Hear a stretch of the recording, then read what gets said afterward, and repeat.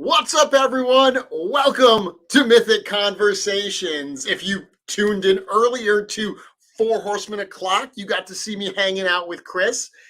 You got twice the Jeremy, twice the Mythic Customs in one day. That was a super fun experience today. Very last minute, but I was thrilled to be able to do it. There was actually a comment earlier that someone said, McFly said, yo, hi guys, that Mythic Legion show earlier with Chris and Jeremy was really good. Thank you very much. It was a ton of fun. I love hanging out with Chris. I'm sure that you got from our interactions that we're good friends. I love talking to Chris. I love hanging out with Chris. So it was a lot of fun to do that today. That is 4 Horsemen O'Clock. That is actually on the 4 Horsemen's official YouTube channel. So if you didn't check that out earlier, it was a little different than most weeks. Instead of George and Chris being at the studio on the couch, Chris was at home. So we did something a little bit remote and I got to jump in. And even though George was on for a few minutes, I got to spend the bulk of the time talking to Chris. So very, very cool. Yeah, 75, episode 75. That's the milestone that I hit today that I started thinking, oh, what am I going to do for 100? Because that's within spitting distance, it seems. So very, very cool. Episode 75. So I'm excited for that. Curtis says, Jeremy is a great Felix to Chris's Oscar. Chris was actually a little less off the wall today. He was very... he shared a lot of great information. It was a lot of fun. I enjoyed doing that. Speaking about a lot of fun, really excited for tonight's episode. Tonight's episode comes by user request. So I had someone reach out to me and say, hey, Jeremy, I've got a cool idea for a show or a video. He just basically some content, whether it was one of my short videos or whether it was a show. And he said it would be great to cover like my top Mythic Legions figures from a customizing standpoint, like my favorite ones to actually customize. And amazingly, I've never done this. I know I've done a video on like my favorite fodder figures to use for customs, but I've apparently never done this. So I thought it would be a lot of fun tonight. I'll get into the topics. I've got some stuff to talk about before we dive in and look at my top 10.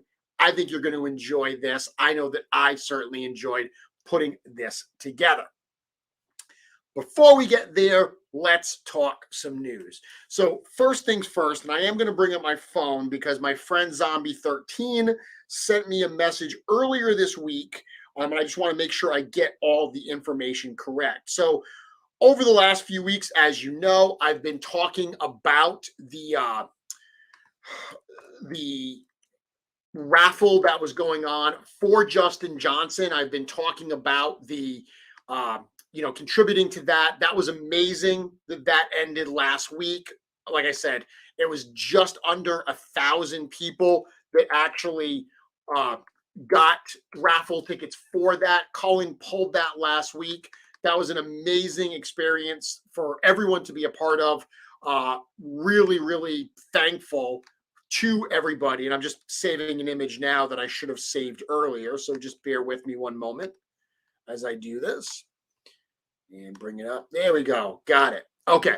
So that was an amazing, amazing raffle. It's not the first raffle that's been done to benefit Justin Johnson's family, and it's not the last. There's actually one going on right now that Matt O'Toole of Castle of Power is in charge of. He's helping run this. So it's a custom that he did. I do know that, and again, let me read what he sent me. So he said that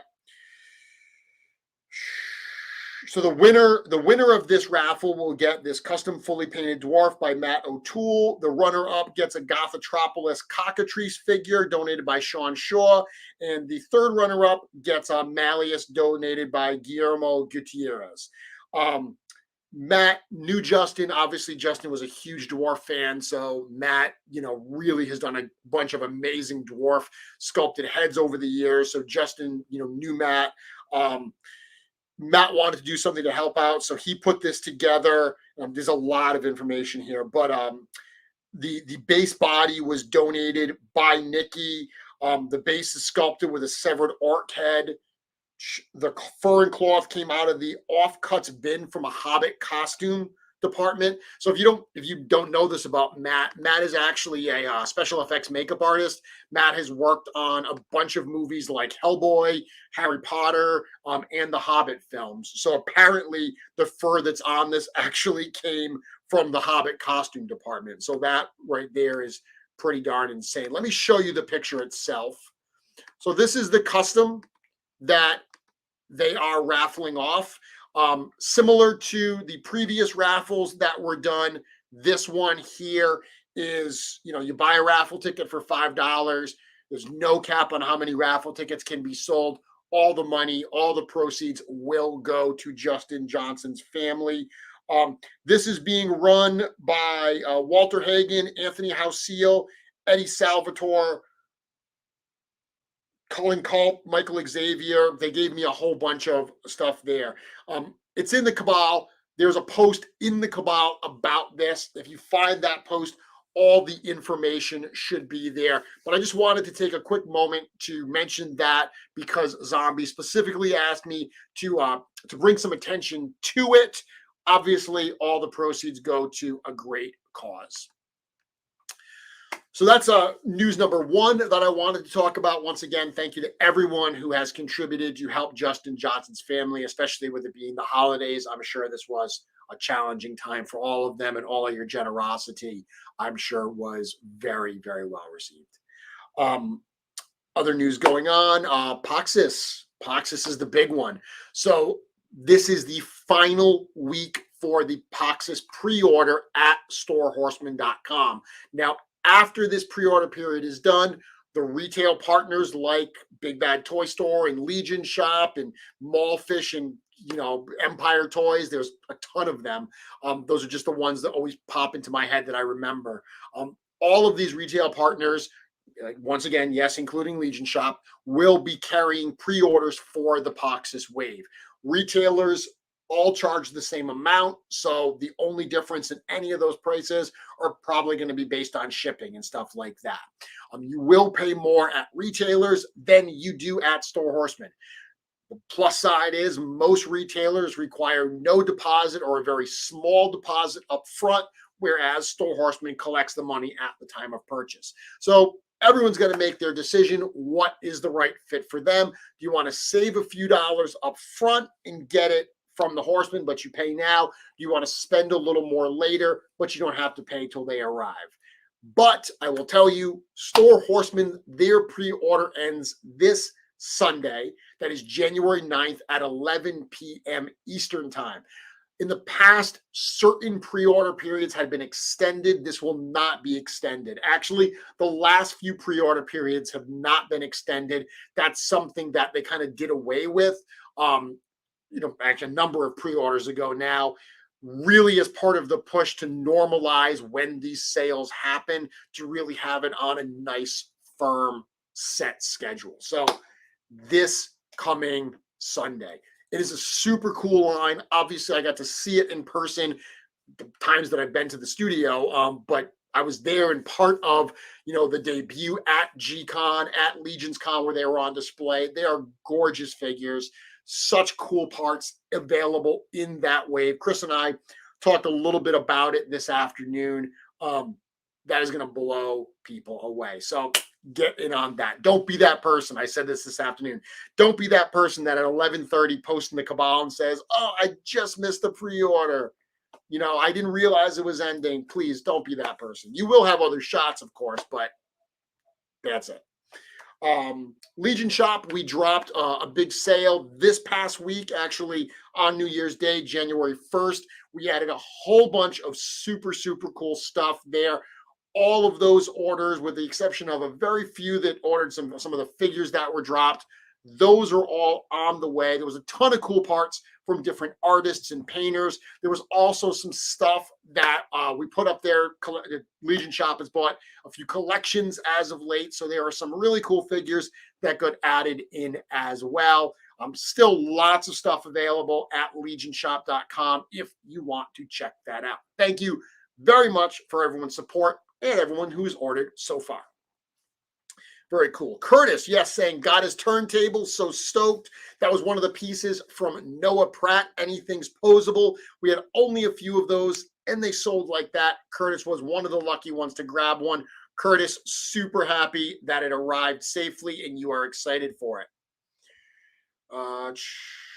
Yeah, Justin saying, seeing the difficulties that fans of other lines have in getting figures at retail or at all, I really appreciate how Four Horsemen does things. Patience pays off. Yeah, I've always said I love the pre-order model. I mean, obviously the downside is that you got to wait for it to actually arrive. So there is that extended wait, but I love knowing that it's here. Obviously, with like the Krampus figure from Figura Obscura, that was a little bit different. That was an in-stock item. But even that, while obviously not everyone got it, the 2 order periods for that still was almost about 5 hours that it was available. So I think a lot of people had a shot at that. It wasn't like one of those immediate sellouts. So I agree with you, Justin. I do like that model as well. I think it works really, really well. And I think going forward this year, we're going to continue to see that pre-order model mixed in with some surprises, some of those in-stock style surprises. Let's see. Yeah, Eric saying Walter pinned the post for that raffle. Thanks for that heads up. Awesome. Cool. All right, so that's the big news that I really... Oh, okay, Curtis, miscommunication. I scored my turntable. Don't have it in hand yet, though. Well, it should be there momentarily because it's on the way. It's certainly on the way. I sent it out yesterday, or Monday. Monday it went out. Okay, sorry for that miscommunication, Curtis. So again, to the topic at hand, that was all the news I really think I wanted to cover. Did I miss anything? So much is happening. I did the call with Chris today. I did the show with Chris, and that lasted just over an hour. And then the two of us hung out on the phone an hour after that to talk strategic stuff for the year and to do some planning. So I'm trying to remember what I'm allowed to say and what I can't say. And there's a lot I can't say. So it's all good stuff. If you checked it out last week, so last week we did the 2021 recap. Stephen and I were here. We talked about the amazing year. I took a lot of that and I wrote an article on sourcehorseman.com for the 2021 and everything that happened. Really fun to see it all in print. And it's like I said today, it's awesome that's kind of like the benchmark. That's where we put the bar for 2021, so we know what we have to get over to be able to do that. Speaking of raising the bar and going above and beyond, Monday we are announcing the details for LegionsCon 2022. If you have been waiting, Monday is the day you are waiting for. Now, not all the surprises are going to be revealed. We've said in the past that there's going to be 2 show version figure sets that are available that weekend. Those are not going to be shown yet. We're not revealing what those are to you yet. What we are revealing is the date, the times, the location, all of that stuff, and an initial guest list. We've already got a ton of awesome exhibitors and guests and artists and so forth that are already going to be a part. And we haven't even announced it yet. We're just getting started and already it's blowing my mind. That is going to be Monday. We're announcing all of this super, super early to give all of you time to plan to get there.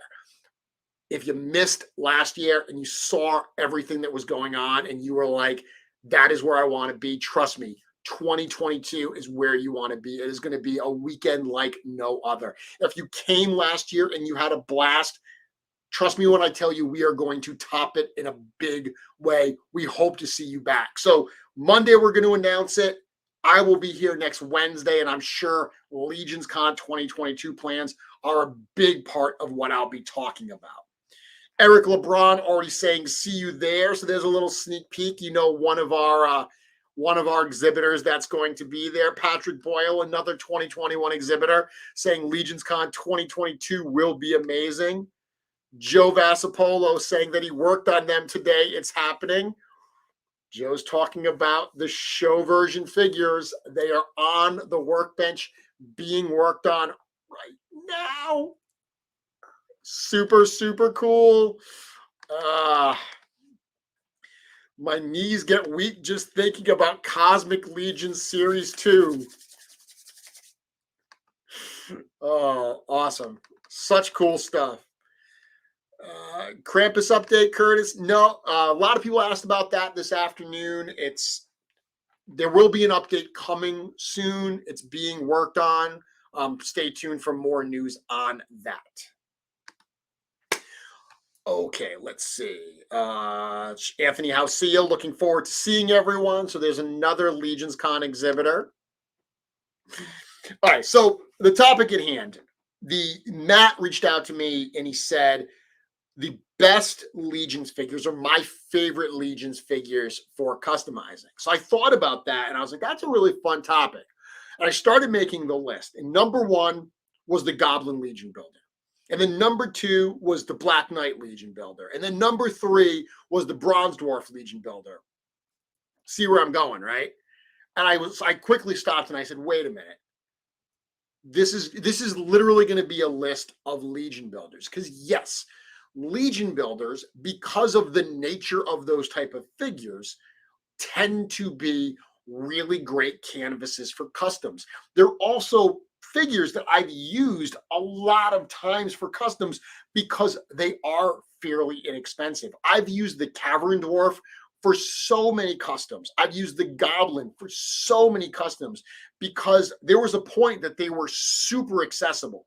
After Advent of Decay, those two figures, the Goblin Legion builder and the Bronze Dwarf Legion, not the Bronze, the Cavern Dwarf Legion builder were super, super easy to come by. And they were like 25 bucks. So they were great figures to stock up on for custom fodder. But as I was thinking about this, I'm like, you know what? That's too easy. If I make a list of all Legion builder figures as part of this topic, that's not going to be a very exciting show, a very exciting topic. So I revamped it a little bit and I said, what are my favorite figures to use for customs that aren't Legion builders? And let me amend this. When I say favorite, I actually went back and looked at my past customs to see which figures I've used the most frequently. So when I say favorite, I was surprised because apparently there are figures that I wouldn't have initially put on the list. Because initially I was going to make a list of, the most useful ones. And it became the ones that I really enjoy using. But I realized that in some cases, by necessity, because they were available, there's a lot of figures I've used for a good amount of customs that I never even recalled doing it that many times. So my top 10 list might surprise some people when you see some of them. Some of the choices I made, I'm sure people are going to say, yeah, I expected that to be on there. Others might catch you by surprise. So I think this will be a fun topic tonight. I'm going to show you the customs. I'm going to show you a few examples of the customs I've done with them, and just talk to you about why I found them to be so useful. Now, disclaimer, a lot of these figures are no longer readily available. Some of them are actually quite hard to find these days. What I tried to do was, really look at my customs over the years. So inevitably I got some old ones, but even if some of these old ones are not available, I think there are other figures that are similar, either out or coming out, that a lot of the benefits that I'm going to talk about to the figures, you might find those same benefits in some other figures. Fair enough, right? Okay, we already have some people here. Will say, my heart just skipped hearing $25. Will, I've said this before. That first Kickstarter, Legion builders were $18. You could buy a 6-pack of Legion builders, and they came to about $15 a piece. Yeah, good old days. That was awesome. Awesome, awesome, awesome. And it's funny because back then I didn't actually stock up on Legion builders when I pre-ordered, 1.0, when I backed the Kickstarter, because I've said this, I looked at them and I said, those are like the same figures, but with less paint applications. I'd rather spend the extra money to get the nicer looking figures. Once I started customizing, that's really when I realized the value of those blank canvases and those less expensive figures. Star saying, how long after a series is released can we expect to show customs? Right away. When the Airthere wave came in, I was showing customs, almost immediately. I think a lot of customizers have figures in mind. They have recipes in mind already. So I think that as soon as those come in, you'll probably start seeing that as soon as those the waves arrive in hand, especially with Cosmic. Okay, let's see what other comments I have here.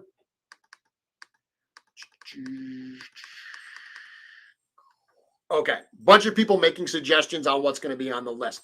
So the first one that I'm going to start with is really bringing it back to one of the first figures that I ever customized at all. When I got that first 1.0 set in, one of the first things that I wanted to do was take that Barbarian builder pack, and I wanted to create my Not Warduke. Everybody did this, right?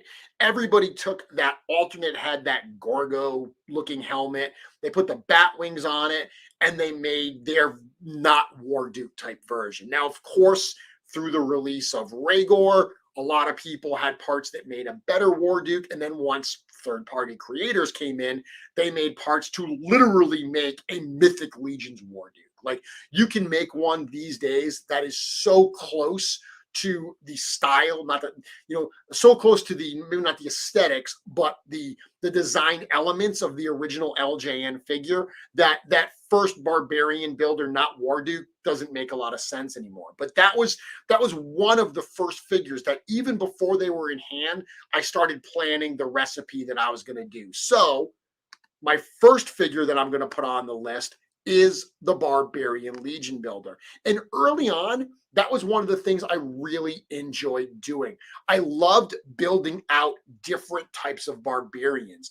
I liked that faction. I liked the idea of barbarians. So taking that Barbarian builder pack, which let's be honest, that thing in itself was designed for popping and swapping. The fact that it has 2 different heads, 2 different sets of shoulder armor, a couple different waist pieces, lots of different weapons. That set was all about moving pieces around, configuring them differently to get some different looks. Popping and swapping built right into the line, right into one of those key figures. I've said this before. If I had to give a person one figure from Mythic Legions to really show them what this line is about, it would be the Barbarian builder pack. That is the one.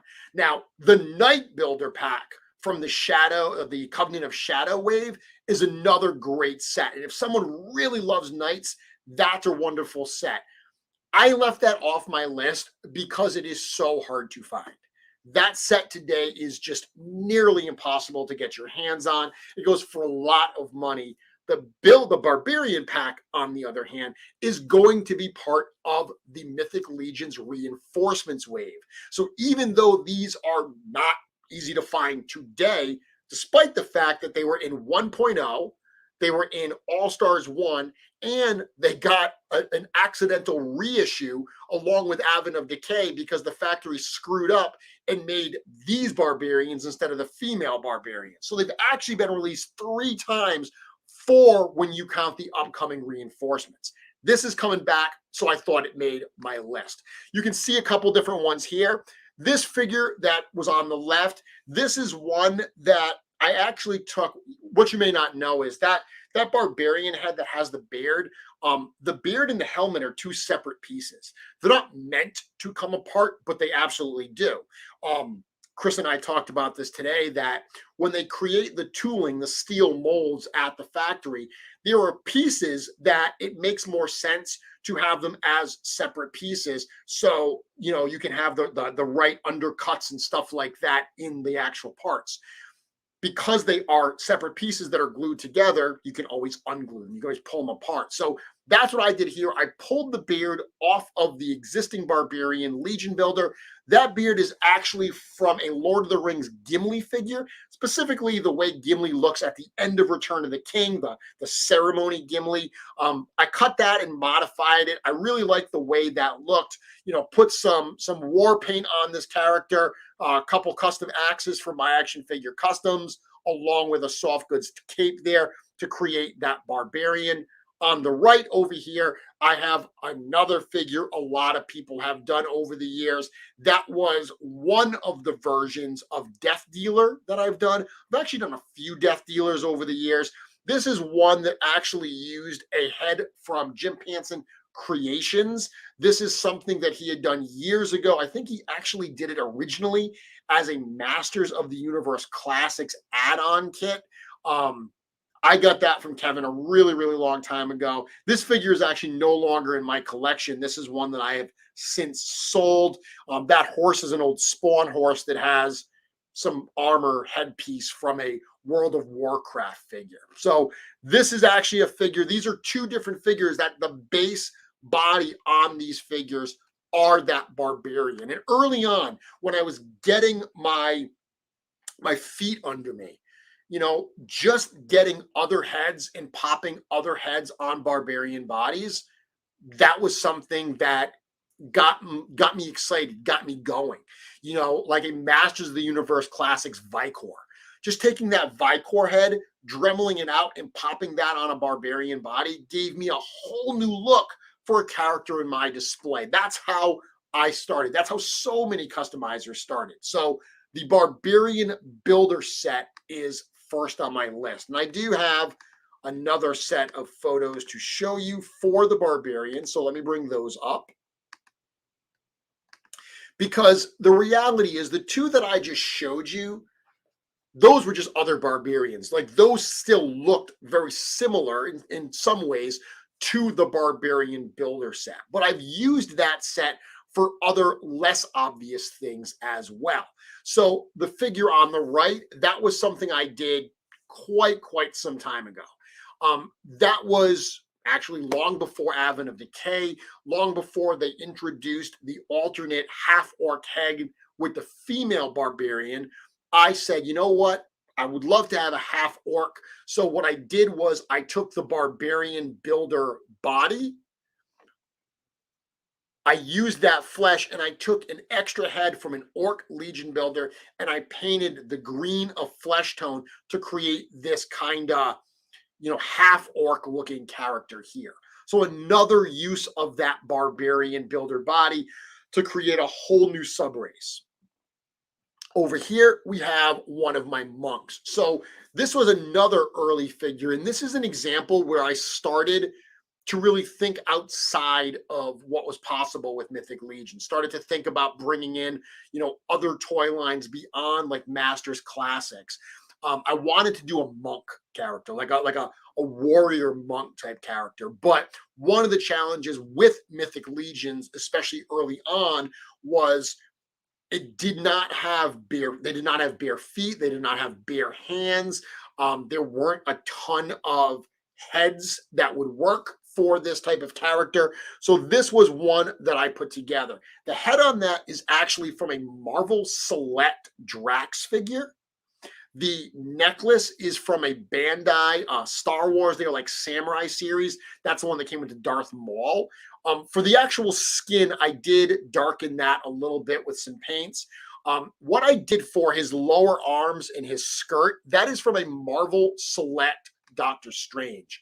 So what I actually did was I looked at the way that the figures were built and I said, okay, the lower arm ends in a peg and then the gauntlet plugs in. So I took the Doctor Strange and I said, well, what if I just simulate that? What if I cut the Doctor Strange's arm right at the forearm here and Dremel a hole in that cut space so it plugs in the exact same way that the actual Mythic Legions armor does. This is very, very early on. So this particular custom, this monk, was something that I did long before there were the 3D companies out there offering all these parts. Because right now, if I wanted a monk head, I would just look at one of the many providers of it. I'd go to Planetary Dog Toys, and Saban Julie would probably have a really great head that I could use for my monk. Same thing, you know, lower arms and hands and stuff.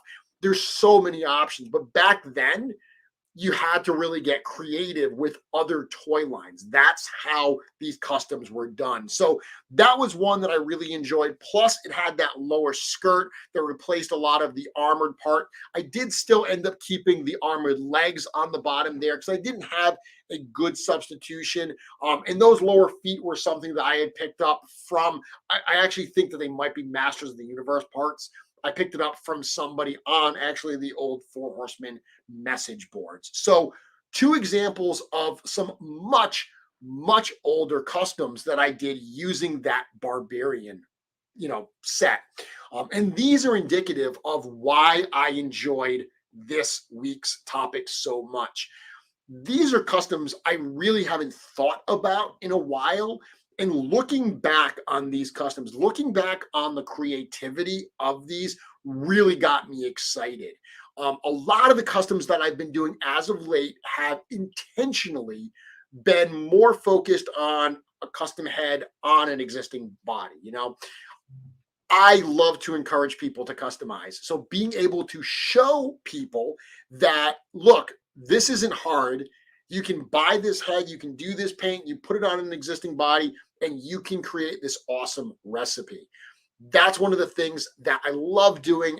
The amount of people that tell me that my recipes, my parts, my videos have gotten them to start customizing is incredibly rewarding. So it is intentional that I've tried to show some easier recipes to encourage people to do that. But I will tell you that 2022, I'm stepping up my game. Looking at all of these old recipes got me really excited. I want to get back to some of those really creative customs, some of those unique use of parts to create stuff that goes way beyond just popping a custom painted head on an existing Mythic Legions body. So wait for that. I have some really cool stuff I'm excited for. Someone asked me where these are now. So both of those, the half orc is in there and the monk is over there. So those are both in my collection still. The Barbarian with the face paint, that is in my collection still too. The 4 I've shown, the only one I sold was the Death Dealer. I'm not a huge fan of Frazetta. I mean, I think his artwork's great, but you know, I've said this before, I was more of a Dungeons and Dragons fan growing up. So that art style, those characters, that was more what I was into than like the Frazetta type stuff, the Conan stuff. So I never had a real close connection to Death Dealer. I made that figure just to see if I could. That was me scratching an itch. So that has since been sold. So the second one that I want to show, let me bring this up here.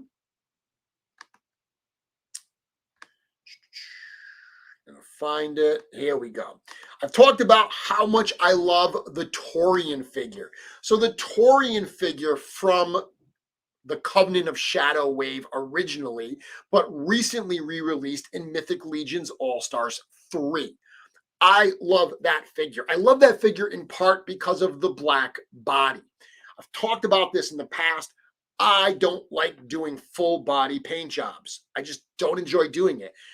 One of the most common questions I get asked by people, by new customizers, is how do you prevent paint rub on joints?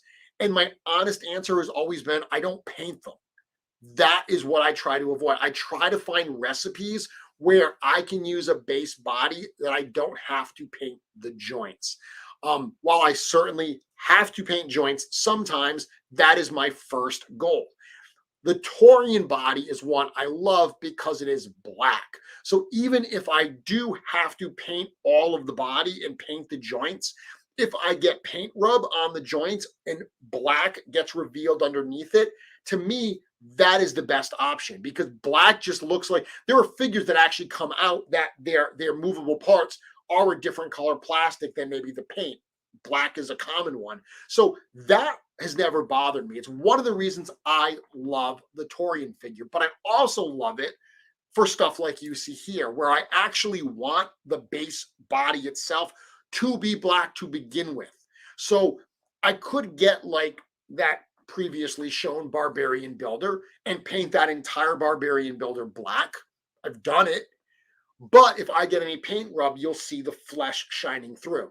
But what I love about these options, about the Taurean, is the body's already black. So this is part of my lazy boy customizing, is starting with a base body that very, very closely matches what you are going for. And you can see some variety here. So all the way on the left, a very early custom I did, that was meant to be, I had called that, it was a barbarian, but I had called it like a barbarian. I imagined it as a barbarian that like lives along like the river Styx.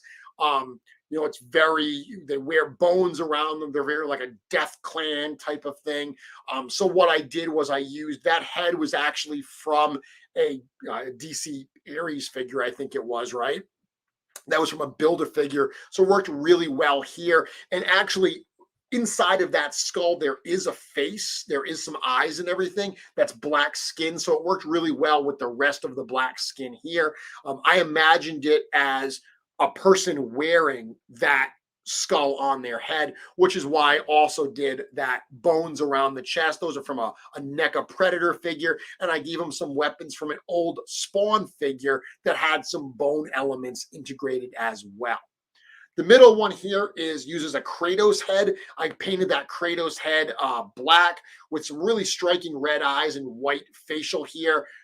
Glued a couple horns on it to create kind of this demon-like looking character. That's one of the things I love to do with Taurean. You can see here that I've used the black armor actually from a Barbarian Legion builder. That's one of the first things I did with Taurean. When they first released Taurean as a Shadow Minotaur, and I saw that he had that like bluish colored armor, I was like, yeah, you know what? I would love to see him fully in black armor. So one of the first customs I did with Taurean was pulling apart his blue armor and putting on some of that black kind of flat matte armor from a Barbarian builder pack. And that gave me a base similar to what you see on that demon in the middle. For this particular one, I used a lower skirt from an Undertaker figure actually to build that out. Finally, all the way to the right, that is my Black Panther. So I wanted to do a character that used the head. That is actually the head from, I believe, I think that's Balaam. I'm trying to think if that was Balaam or if at that point, that might actually be a Cowaros now that I think about it. But I wanted to paint a Black Panther. The body parts that you see there, the feet, the loin piece and the armor on the shoulders, as well as the spear, those all come from a line called Stan Winston's Realm of the Claw. This is a line that the figures themselves, they're super cool. They're definitely much larger than Mythic Legions, so they don't fit perfectly. Like there are heads in that line that, in my opinion, are too big for Mythic Legions bodies. They might actually fit on the new Brute scale to think of it.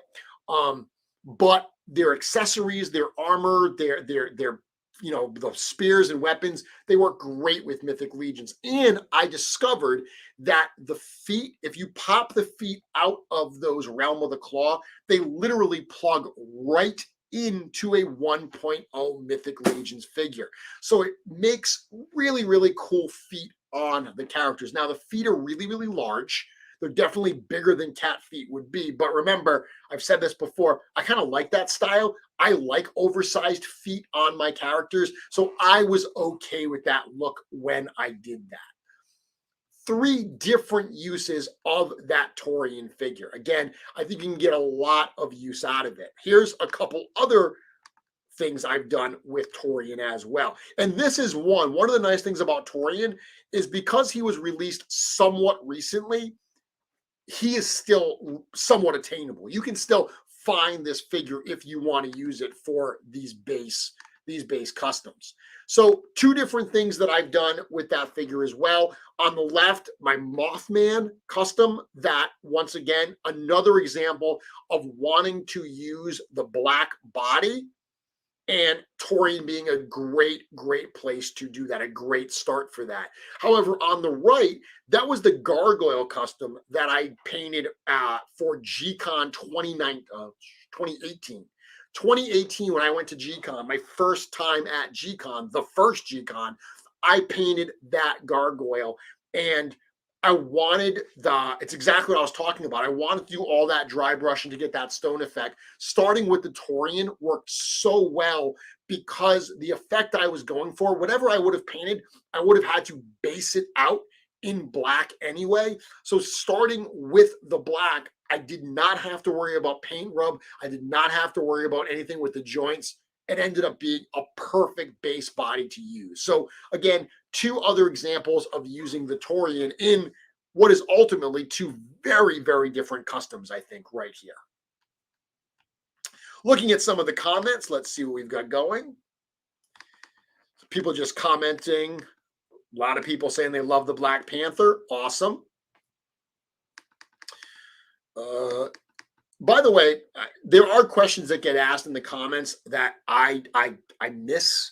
I don't get to. I do see that there are people in the comments that answer for me. You know, someone says, well, what about this? And they say, oh, go sign up here, go do this. That's awesome. Thank you so much for having my back and for answering some of those questions along the way. Another example of how awesome this community is. So Greg is saying, this is a good one. I like this one. Jeremy is like Julia Child, excellent recipes and shows you how to cook them up. Thanks for being one of the best cooks around. Dude, thank you so much. That is a wonderful comment. I've always said I love to share my recipes. I love to share what I do because hopefully it inspires other. And once again, the amount of people that reach out to me and thank me for doing it is evident that it has helped inspire others. And that is what it is all about. Okay, very cool. Let's keep going here. Number 3, I got my list right here. Number 3 is another figure that got released somewhat recently as an all-star, once again in All-Stars 3, a figure that I've used a lot of times, and that is Baron Vollgar 1. So when I first saw the Baron Vollgar figure, I knew that this was going to be a figure that would be awesome for customs. That cloth tunic is my favorite torso to use. So the fact that he came with a black cloth tunic, it does have the purple symbol on it, easy to paint over. If you want black, just paint right over it. Super simple. You can paint over it black and then use that black as a base to paint other colors on top of. So I really like that base body. The fact that the armor is so monochromatic, it's dark blacks and grays, great as a base to work on top of. You can see 3 different characters here. Now, the one thing I will say with the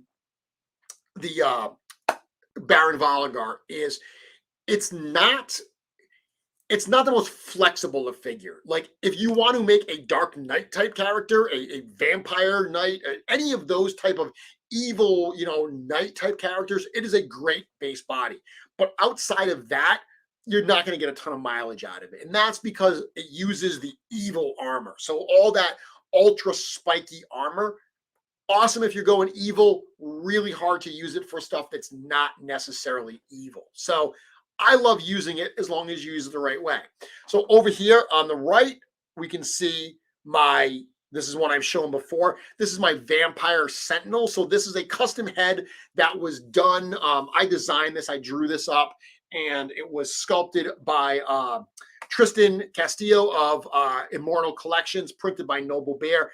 That is sold actually at Legion Shop along with the shield and sword. Those are by Josh Mez, Mr. Mezcad. Once again, those are sold at Legion Shop, as is the robe you see here. That robe is by Strupp Family Customs. Putting all of that together on that Vollgar base body to create that kind of vampire sentinel, vampire sentry. Love that. That is a recipe I think is a lot of fun. And the base body on that figure has nothing done to it. Whereas the base body in the middle here, that is a piece of head that was by Walter DeMarco of Mass Customs. That you can see that torso is exactly what I'm talking about, where I wanted to get rid of that purple cross. So I just painted it all black. The rest of the body here just uses some fun pieces that I got from some NECA figures, the fur that's under the shoulder pads. That is actually from Stan Winston's Realm of the Claw. Things that were just in my fodder bin. Literally, I lifted the shoulders, popped them down, put the shoulder pads down, and they just, that fur just stays there basically by friction. Love that figure. Fun Dark Knight looking character. And then all the way to the right, my wolf character Skull Sun Eater. That is a part that actually came out quite some time ago through Wolf King Customs appropriately. But once again, taking that torso, painting it all black, painting the loin black, in this case, giving him that red cape, adding that little bit of color in, that little pop of color. What I did do, you can see the upper legs here. The upper legs normally have like a purple on them, which is appropriate for the vampires of Ilithia's brood. Just painting those black to get that all black color palette here. So it allows that red. He's also got a red eye and a red scar. It really allows, I think, the colors to pop. But these are 3 examples of using that Baron Vollgar one body in different ways. Similar ways, but different. That is another figure that I think is hugely flexible when it comes, or usually enjoyable to customize. Not super flexible, but very, very enjoyable. Okay, next one on my list. Curtis, I think you're going to be happy about this one because I think I saw you saying this earlier. This is one that is also not wildly flexible, but is one of my favorites to customize, and that is the Fury Clan Orc. I love the Fury Clan Orc. I love the Fury Clan Orc just to make more Fury Clan. Like, unlike the other things, like Taurean is great because you saw I used Taurean to make a Mothman and a Gargoyle and a Black Panther and a demon, all these different things. When I do Fury Clan, I tend to only use it for Fury Clan. Now, many, many years ago, I did do a red-skinned genie in a Freet. That was actually before the Fury Clan was even available. That was me literally taking a Taurean and painting it all red, okay? If I was going to do that today, I would just use Fury Clan or Belphegor, because Belphegor, the color on Belphegor, that red demon, is a little bit different than the Fury Clan Orc. So they don't, you can fudge them together, but they don't work perfectly. The reason I like Fury Clan better is because Belphegor has the hooved feet. So if you don't want a character with hooves, you've got to replace those feet. Whereas the Fury Clan Orc comes with the regular feet, the 2 heads. It is a great figure on its own, but super, super fun to create other Fury Clan races. Why would you create other Fury Clan races? Well, let me tell you, I did a whole show just about the Fury Clan because they are super, super fun. Because there was a special, I believe it was on an episode of the My Wife Is Going to Kill Me podcast that Cornboy was on. And Cornboy mentioned that the Fury Clan is not exclusive to orcs, that other races can be part of the Fury Clan. And the minute that he said that, customizers were like it sparked our imagination. And we were like, what would a Fury Goblin look like? What would a Fury Dwarf look like? And I've done both of those along with Fury Elves and a lot of other characters. The 3 that I'm showing here, however, all use that Fury Clan base body. Obviously, the Fury Clan Goblin and Dwarf don't use the Fury Clan base body because they're different statures, right? These 3 all use that. Now, this one here, this is one that I really, really love, in part because it was totally an accident. I did a show quite some time ago where I just painted live on the air with 0 idea of what I was going to do. It was just me kind of freestyling it. I had a bunch of heads in front of me, a bunch of paint, and I was just like, what color should I paint this? And I started painting a vampire head, a Carpathius head, red. I had never thought about a Fury Clan vampire prior to that evening, but it ended up looking so cool. I loved it so much that after the show was done, I finished the paint job and then I popped it on a Fury Clan Orc body. The body here is literally a Fury Clan Orc as is. The only difference, that lower skirt came from a Lord of the Rings Gondorian soldier. It usually has a blue piece in front. I painted it red to keep that color scheme going. The rest of it is purely Fury Clan. Even the weapons are Fury Clan, but I love how it looks. The one that we have in the middle, this is my Fury Clan Flayer. That particular head, there have been a lot of Mind Flayer type heads that have come out. My favorite one that has come out to use as a Flayer is the one that Len LaGuardia put out with Wolf King Customs. However, my favorite overall head is this one. This is by Zombie 13. This is one that he sculpted by hand years and years ago. I got this directly from Zombie back in the old Four Horsemen Studios message board days. And I've actually got a couple different ones from him. I've got the original one he did me is painted blue to match the Keltis body. I've got one that's in bone color. And actually this one, now that I think about it, I think this one Nikki Nicole Cheney painted. I could never figure out if he painted it and sent it to Nikki. I got this one from Nikki. But I've never remember if Zombie painted it and I got it through Nikki, or if Nikki actually painted it. Either way, that on top of a Fury Clan body, super, super cool. All I did here was give him different shoulder armor, and I used a different skirt also from Lord of the Rings, and that gives it a little bit of a different look. Finally, on the end, this uses a custom cat head from Saba Dom at Planetary Dog Toys. Saba and Julie did a whole bunch of super, super cool cat heads.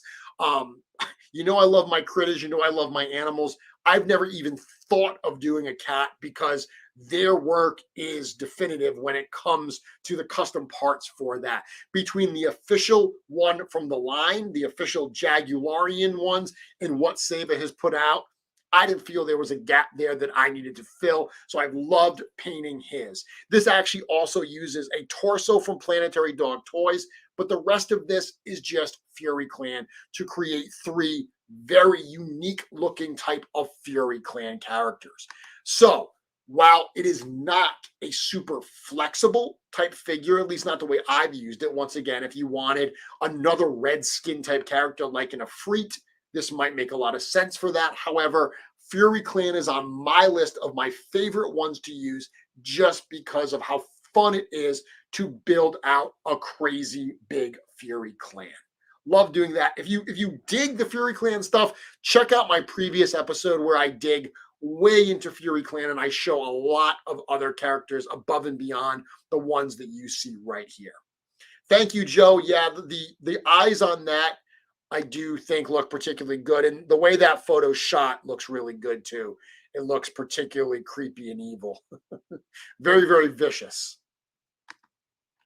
Okay, let's see what's next. What do I have next on my list? Here's a surprise.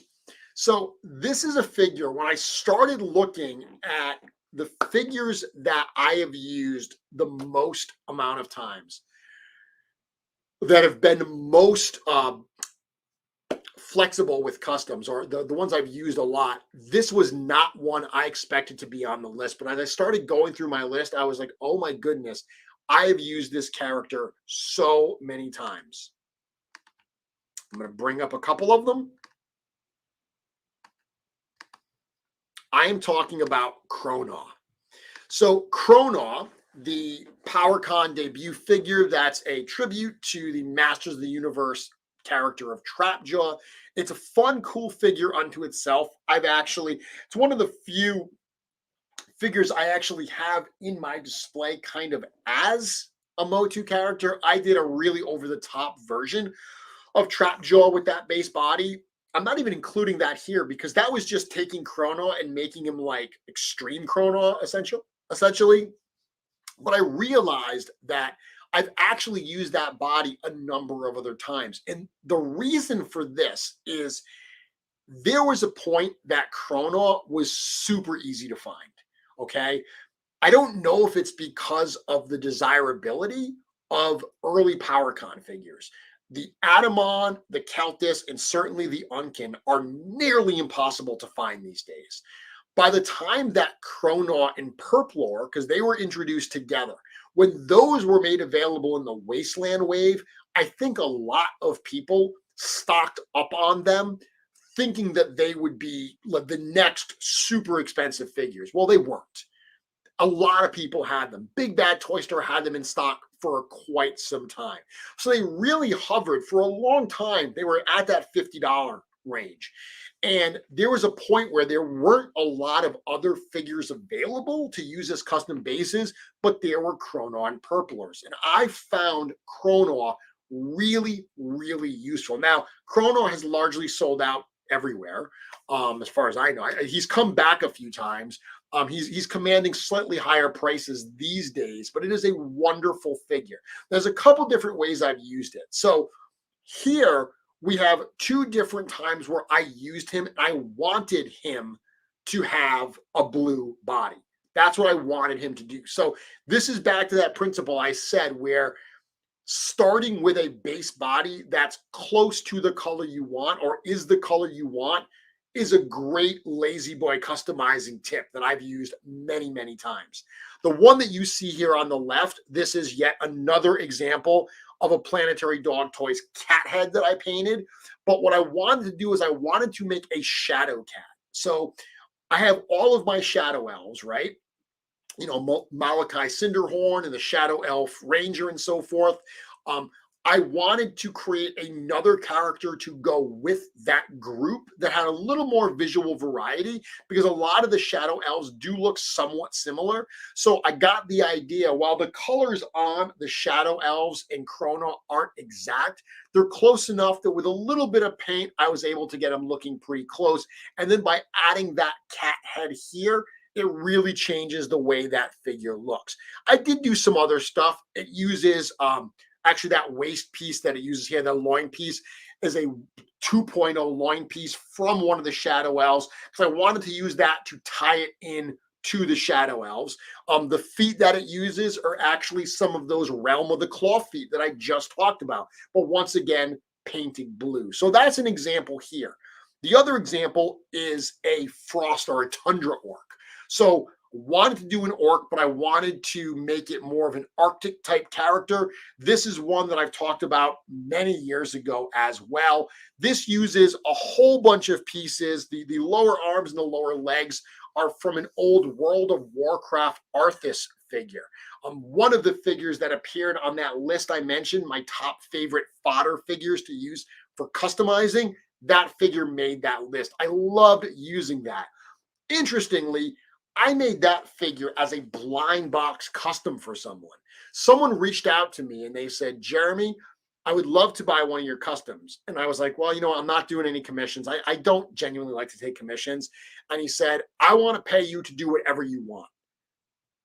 Excuse me? He said, I want you to do a blind box custom for me. I don't care what you make whatever you want and you send it to me. Well, that was cool. I was like, that's really, really interesting.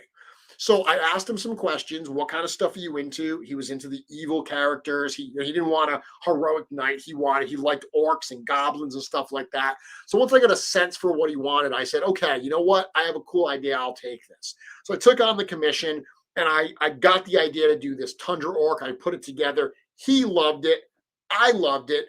I made another one for myself. I actually have one in my collection that's almost the exact same recipe, slightly different head on it. That is a head actually by Emil Wickman, one of Emil's first heads that he did. I actually got that head from shapeways.com long before Emil was ever working with Wolf King Customs. The one that's on my current Shadow Orc, Tundra Orc, is one of his newer orc heads, the one that's all scarred up. But super fun recipe. I loved doing that particular figure. And two examples of how you can use the Kronor figure to use that blue skin to create characters that need blue skin. However, I found Kronor useful in other cases as well. Let me just check the questions here. Curtis saying the only reason I didn't buy more Kronor is the lack of symmetry. Curtis, I'm going to explain why I like that lack of symmetry in just a moment. Kronor was my first mythic along with a Legion Builder Skeleton 2.0. Kronor and Purpler brought a lot of people into the line. Kronor was a lot of people's first. Absolutely. Christo saying I have 2 Kronors pre-ordered. He's a great figure out of the box. Yeah, the best commissions, Fabian, I agree. When someone says, I love your art, make me anything you want, that's a ton of fun. And people don't realize it, but you put extra into those because of the trust they gave you, right?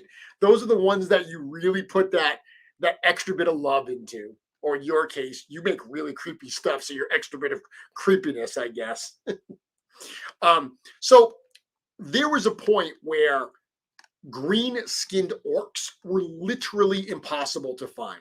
You could not get a green-skinned orc. They were so hard to come by. But lots of new Mythic fans wanted green-skinned orcs. Now, today, it's almost like an embarrassment of riches. We've got Vorthog, who's already here. We're going to have, Orc Legion Builder 1 that's coming out in reinforcements. The Orc Builder, that's big builder pack that's part of the War of the Aetherblade set. We've got a lot of green orcs on the way. However, at this point where Kronor was readily available, a lot of other green orcs weren't. So when I wanted to make green orcs, I loved using Kronor. Curtis, you said you don't like the lack of arm symmetry. I loved the lack of arm symmetry because it's one fewer arm I had to paint. So in these particular cases here, on the right, we have my Orc Cleric. So in Dungeons and Dragons, the orcs, they follow an orc deity named Grummish, the One-Eyed.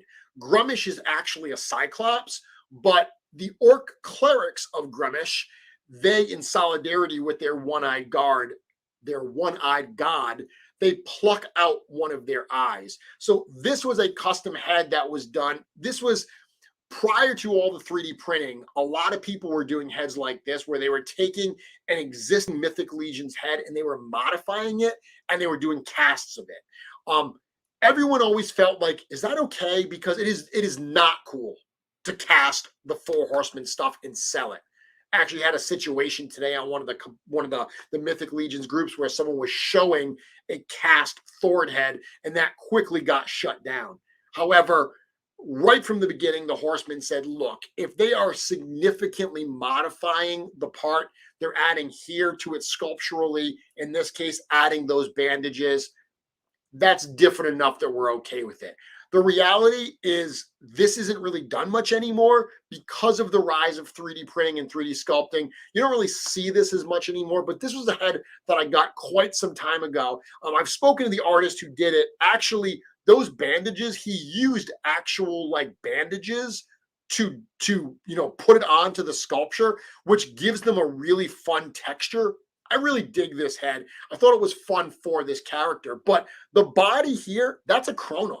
This is absolutely a Kronor that I painted the head, the body, I painted the arm, all with those greens. And then I used some, that's a Lord of the Rings chest, a Lord of the Rings shield. That's a lower skirt piece from a Kylo Ren. It's a belt from Lord of the Rings. It's got some feet from Lord of the Rings. This is absolutely a Frankenstein of a custom that I tied together into a final design that I think actually works really well.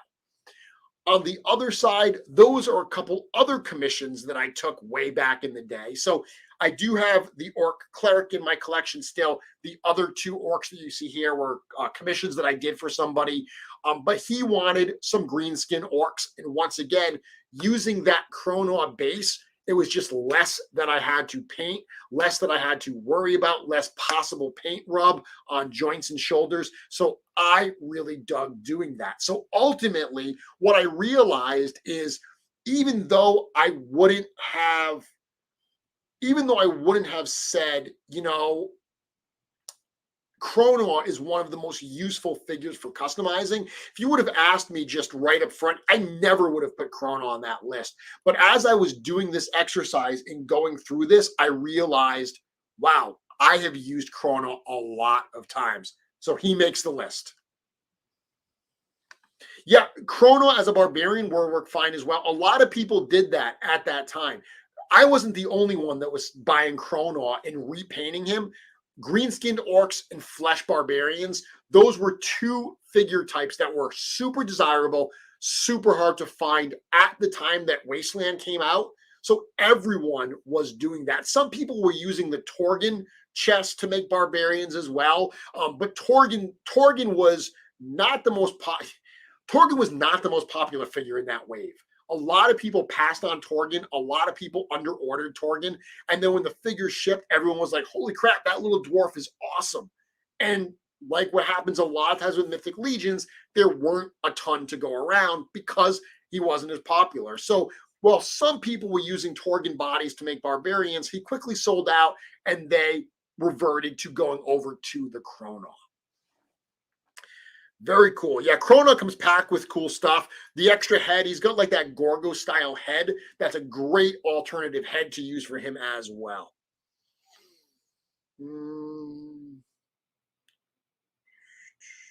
Just looking at some of the comments here. Awesome. Okay. How do they fight with no depth perception? They're clerics. They call on their god to help them out. So another figure that became a great customizing base by necessity. I just mentioned that Kronor became something that we all use because it was readily available at a time when not a lot of other figures were. And we could use it to paint for orcs and barbarians and such. Another thing happened with dwarves. There was a point where you could not find a dwarf anywhere. All the dwarf figures were sold out. All of the crazy people like Anthony Houseo and Justin Johnson and Eddie Salvatore, they bought all of the damn dwarf figures. But you know what was available? Anthony, you know what I'm going to say, right? Borrier. Borrier was available and everyone started buying Borrier figures. What they realized is the Borrier body is awesome. The colors on Borrier, the fact that it's like that, like really distressed looking, silver blackish armor with the red highlights, great base figure for customs. The only downside to Borrier was the fact that it has hooves. So if you bought the Borrier figure and you wanted to make it a dwarf, you had to resolve the feet somehow. If you had a lot of fodder in your bins, you might have had other Mythic Legions feet and you could just pop other feet on it. Otherwise, you were looking for alternatives to that. I used a lot of Lord of the Rings figures for this. I did a whole video years ago. It's crazy. When I do videos like this and I talk about some of my older work, it's crazy to think that like I have a video about how to use alternate feet with Mythic Legions, like how to take Lord of the Rings figures and drill them and use them. I posted that a couple of years ago, probably at this point. So it's nuts to actually think that, but I did. I used a lot of those. So let me show you some of the examples of where I used Borrier. And I've used them a lot. I mean, obviously, if you're going to use Borrier, you're pretty much making dwarves because it is that short body. If you're not making dwarves, you're making other short type characters. So here's three totally different dwarves. On the right, we have my very heroic adventuring dungeon diving type dwarf. This, yes, that actually does use a Thord Ironjaw head. Crazy as it may be, I once bought a collection, once bought a figure that had a Thord Ironjaw that someone pulled the helmet off him. So I had a Thord without the helmet. The helmet he's got on there is actually a helmet from the Skeleton 2.0 like warrior figure, the one that came with the male and female torsos. I popped that off and popped it on here. It doesn't fit perfectly, but if you force it on, you can get it on. And then I used the visor from a Brother Mandibulus, which it does actually move up and down to give that knight-like look on that. I'll zoom in a little bit so you can see that. Super fun character there, but you can see that uses a Borrier body.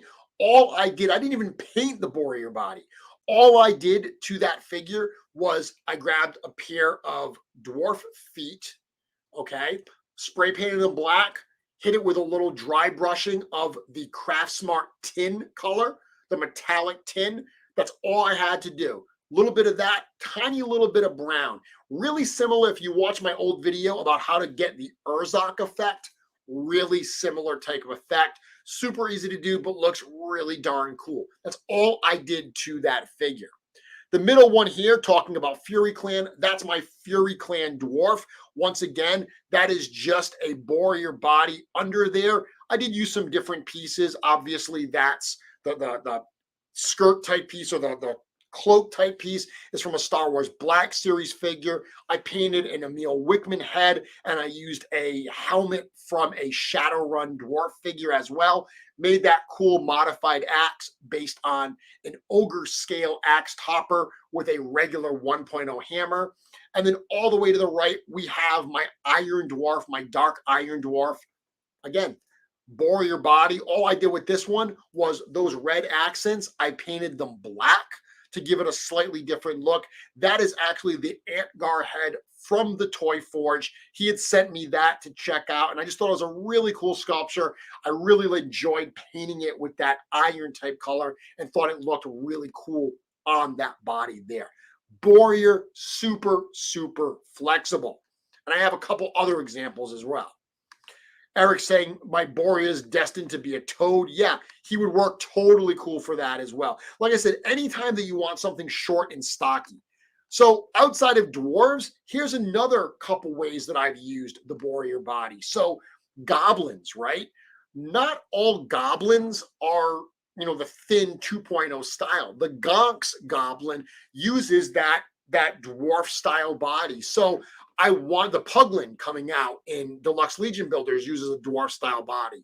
So that was something that I liked, that idea. I like to play on that. So here's a couple different goblins on either end that use that dwarf body. And you can see in this particular case, this is a Borrier body pretty much as is. That's a heavily modified Lord Dactus figure from Masters of the Universe Classics. I actually, if I remember correctly, I removed the bottom jaw and kind of redid that.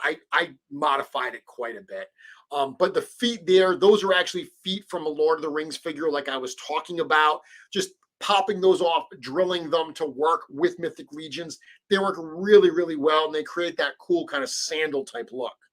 All the way over here, Masters of the Universe Classics, unnamed one head, with just some upper arms from actually an Orc Legion builder. And then the one in the middle, that was one of my early Draconian type figures that I did. That head is from Planetary Dog Toys. But once again, 3 different kinds of characters, or 2 goblins and a Draconian.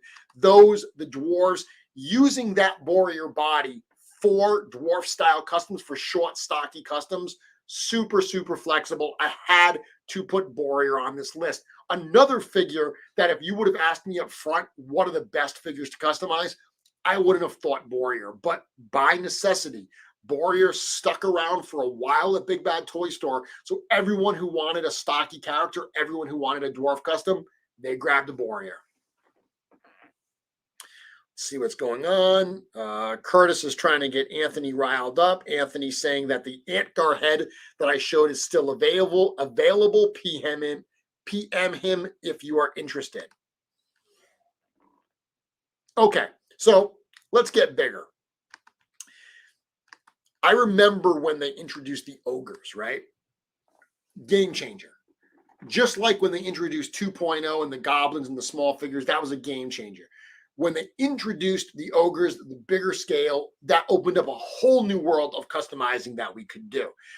I've done a ton of ogre customs, but what I realized is probably the one that I have used the most, that I have found the most flexible, has been Archimedes. While I loved the original green-skinned ogres, I always use them for other green-skinned ogres. Same thing with Balthar the Tower, the flesh-colored one. I always used it for other half-giant-y type characters. Archimedes is one that I've got some variety out of. So here's two versions, two characters I've done with Archimedes where I used that dark bluish type skin, once again, similar to what I did with Kronor, right? Where Kronor, I leveraged that dark blue skin for the Tundra Orc to make it an icy character. Well, that's exactly what I did here on the one that you're seeing on the left. I used that to make a Tundra Ogre. A lot of what I love doing with ogres is I love using parts from 1/6 scale lines. So, these figures, 1/6 scale is 12-inch. These figures are more 6 to 7-inch. Obviously, ogres are more like 9. So because ogres are close to that 12-inch size and they're meant to be oversized to begin with, it's a ton of fun to use those types of weapons. I think they work really, really well. Because if I had one complaint about the ogres, it's the lack of unique weapons for them, especially early on. When we first got the ogres, we got the long handle that was ingenious because it was modular. So you can make big two-handed weapons, short one-handed weapons, but we only got a couple toppers, right? We got either the mace-like topper, the axe-like topper. Super, super cool. But if you want to branch out a little bit, if you want, different kinds of weapons, it wasn't like when Mythic Legions first came out and there was an armory worth of weapons to choose from. When we got ogres, we were very limited. So turning to those 1/12 scale lines, 1/6 scale lines, filled that gap as the horsemen have started to give us more weapons in this scale. Over here on the left, this is actually a custom that's gone through a couple different iterations over time. Really what has changed is the head. That's the head that I have on it now. Both of these are still in my collection, actually.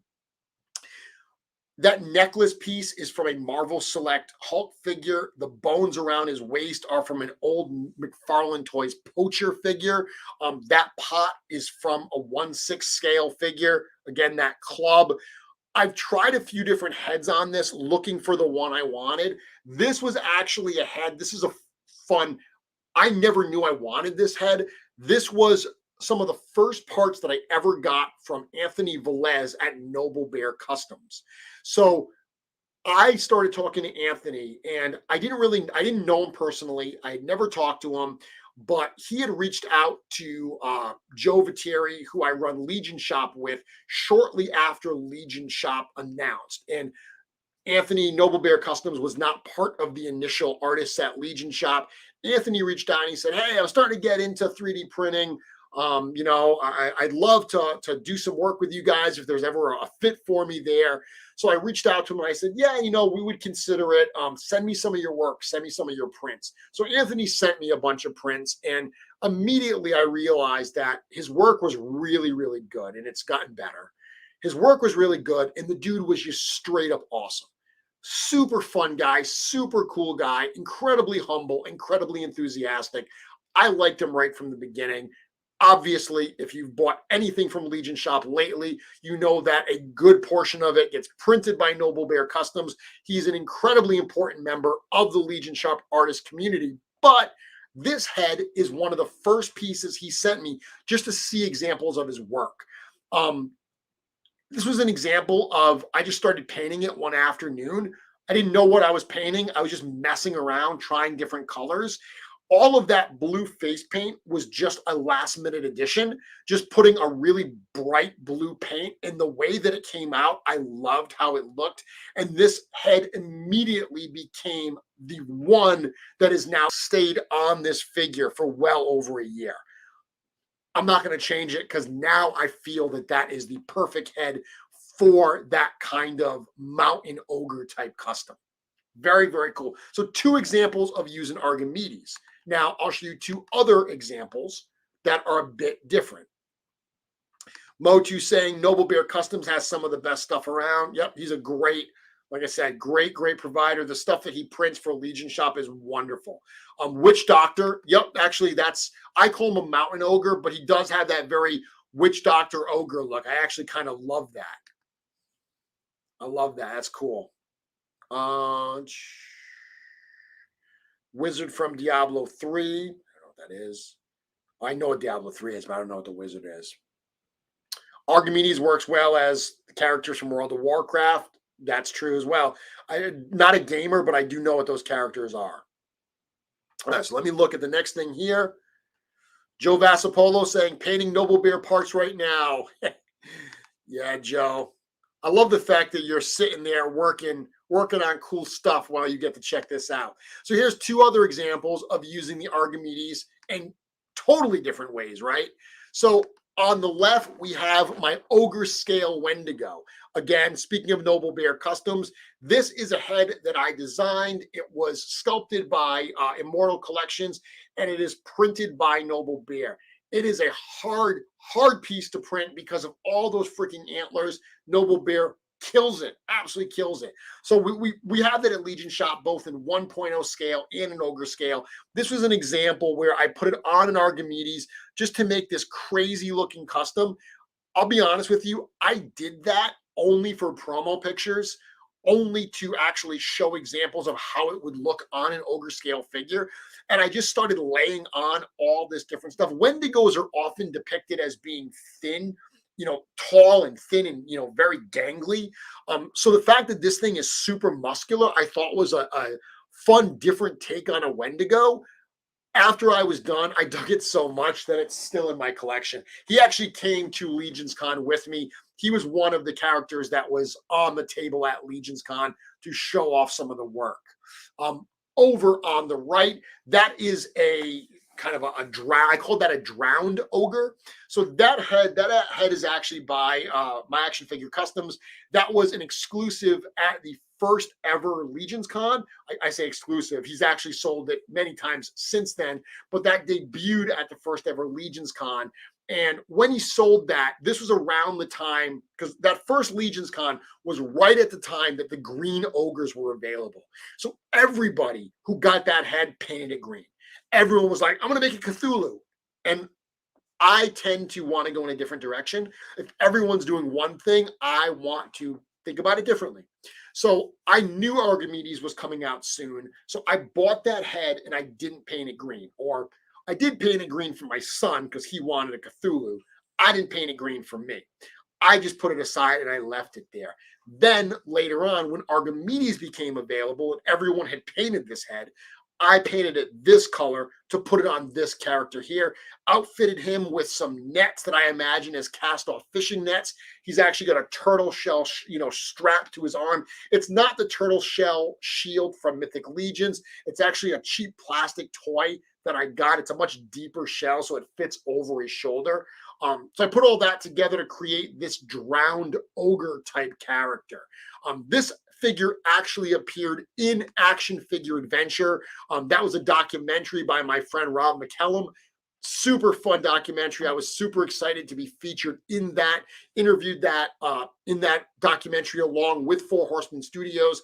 Rob actually just announced that season 2 is going to be coming very, very soon, which meant, and he listed all the people or some of the people that were in it, including Lord Steven and Jeremy DeWitt, and including me. So I was thrilled that I was able to finally announce that, yes, I am in season 2 of Action Figure Adventure. I actually have a bigger role this time. I did a lot more. I commented on a lot more topics. So hopefully I make the cut and I get to be in more scenes. Additionally, they did actually do a shoot of the toy room here. So barring any complications, my toy room will be on display in Action Figure Adventure season 2.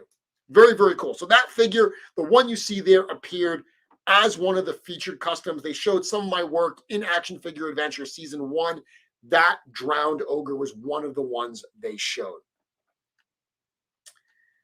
Okay, so Archimedes, when it comes to ogres, interestingly, I was originally thinking of putting Shadow Equidron in the list as the ogre I've used the most.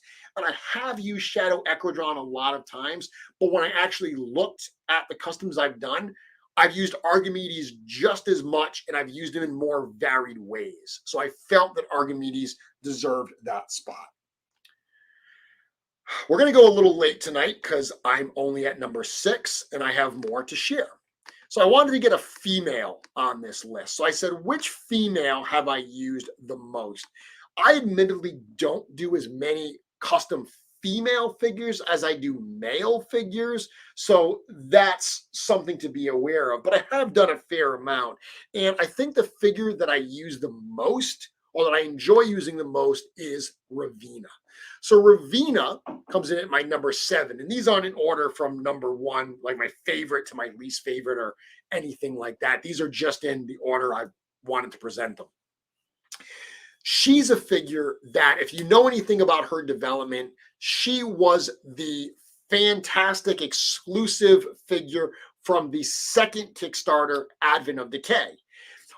This is a product of back in the day when Four Horsemen Studios used to do all of their figures through this process they called the Fantastic Exclusive, where fans would vote on every aspect of a figure's development. They would vote on the actual series, the property. Do you want Seventh Kingdom or Gothtropolis, Symbiotech, etc.? Then they would vote on the character and the size and the weapons and the articulation, everything. For the first Kickstarter and for the second Kickstarter, what they did was a similar process where they showed a whole bunch of parts and fans got to pick the head, the torso, all these different pieces. The first figure that was created was Vorgus Vermilius, the blood armor, super popular. In the second wave, because now we had female parts, the character of Ravina became the one that was chosen. She eventually was presented as a kind of almost like a relic hunter type character. If you read her bio, she actually used to be part of the Order of Etheron, but her family was killed by the blood armor Vorgus Vermilius, which is interesting that they tied in those two characters, right? So she has had this vendetta against that character, that blood armor, and it actually got her kicked out of the Order of Etheron, and she eventually found a space with the Convocation of Basilia. So the faction that's being offered right now is part of the Poxxus pre-order. That's where she found her kind of role. She's a relic hunter, but I love the way she looks. I love that figure, the black, upper arms, the black upper legs, that blue metallic. It just looks great. You can see this one here. This is my version of Snow White. So one of the first projects that I did with female characters is once Advent of Decay came out, I had seen some art that depicted Disney princesses as warriors, and I thought that would be really, really fun to reimagine those characters, Mulan and, the Little Mermaid, Cinderella, Snow White, etc. So I did a whole bunch of those customs. This was my version of Snow White, and it's not a wildly inventive custom. It is literally a Ravina body from neck to feet. All I did was take the head from Delphina of Aetheros, pop that on, give her some parts from a Lord of the Rings figure to create my version of Snow White. It is the very definition of an LBC. The one on the left is not much more complex. What I did do was swap out the upper arms for some from a Shadow Elf. The Shadow Elf, the blue on the Shadow Elves and the blue on Ravina are actually very, very close. So I swapped out the arms and the lower legs to get some different look there. This actually uses the female cat head from Emil Wickman. When I was painting that for sale at Wolf King, I wanted to show that as both a male and a female type character. So I created this type character. This is another example of a figure that I did only to show promo reasons, only to help sell parts, and then fell in love with it. And it's still in my collection today. Actually, both of these are in my collection today. So Ravina is definitely a figure that I have found to be very, very useful, very, very flexible. I like that. I like the black pieces there. I think that those are a lot of fun. Let me see if I actually have any other pictures of her.